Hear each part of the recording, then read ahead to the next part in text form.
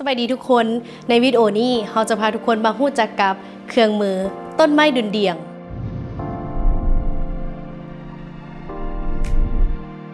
ต้นไม้ดุลเดียงแม่นเครื่องมือที่ใช้ในการวิเคราะห์รายรับรายจ่ายการตัดสินใจ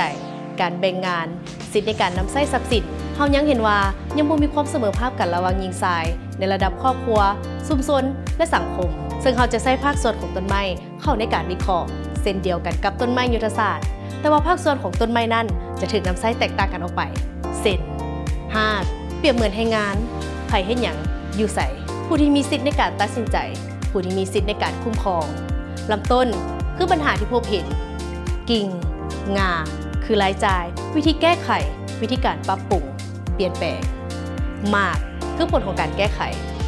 จุดประสงค์ของเครื่องมือนี้แม่นเพื่อให้ผู้เข้าร่วมสามารถวิเคราะห์การแบ่งเวียกงานวิเคราะห์แรงรายรับและรายจ่ายของครอบครัว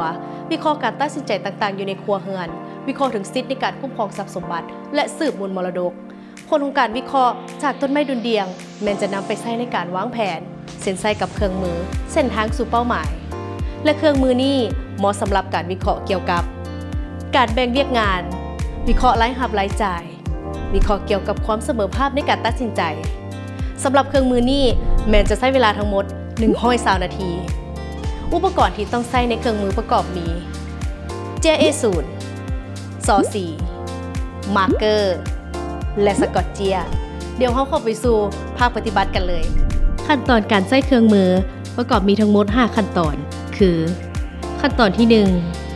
1ให้ครูฝึกอธิบายต้นไม้ดุลเดียงแม่นหยังและใช้เพื่อหยังและเว้าปิดท้ายว่าต้นไม้ดุลเดียงเป็นตัวแทนของความเสมอภาคบทบาทหญิงชายอยู่ในครอบครัวเฮาใช้การวิเคราะห์นี้เพื่อดุลเดียงบทบาทสมาชิกในครอบครัวเฮาให้มีความเสมอภาคกัน 2. ให้ครูฝึกแต้มลำต้นของต้นไม้พร้อมทั้งแต้มสมาชิกครอบครัวใส่ในต้นไม้เพื่อเป็นตัวอย่างเช่น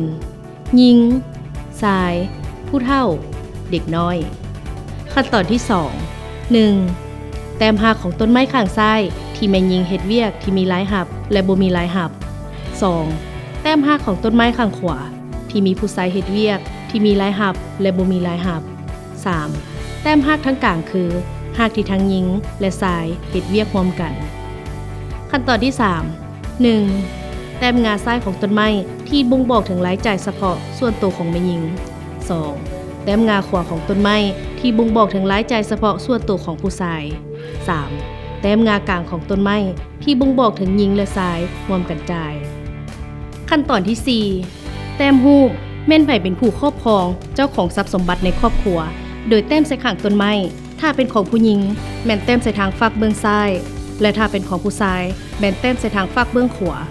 กรณีเป็นทรัพย์สินร่วมกันแม่นให้แต้มใส่ทั้ง2เบื้องขั้นตอนที่ 5 ผู้ฝึกบอกผู้เข้าร่วมสังเกตต้นไม้ของตนว่ามีความดุลเดียงแล้วบ่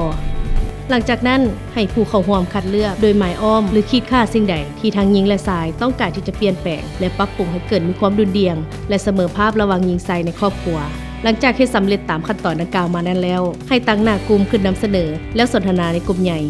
นั่นก็เป็น5ขั้นตอนในการนำใช้เครื่องมือต้นไม้ดุลเดียงเข้ามาวิเคราะห์หาสิ่งที่อยากจะแก้ไขและต่อไปสิ่งที่ควรคำนึงในการใช้เครื่องมือนี่แมนปลูกจิตสำนึกให้ผู้เข้าร่วมรู้จักการแบ่งปันหน้าเวียกของแต่ละคนในครอบครัวว่าหญิงหรือชายรับภาระเวียกหนักเบาหลายปานใดและการไล่เลียงในการใส่ใจส่วนตัวของหญิงหรือชายการใส่ใจร่วมกันในครัวเรือนอีกอย่างหนึ่งได้วิเคราะห์ถึงสิทธิในการคุ้มครองทรัพย์สมบัติและการตัดสินใจของหญิงหรือชายในระยะที่ผ่านมาว่าไผตัดสินใจหลายน้อยกว่ากัน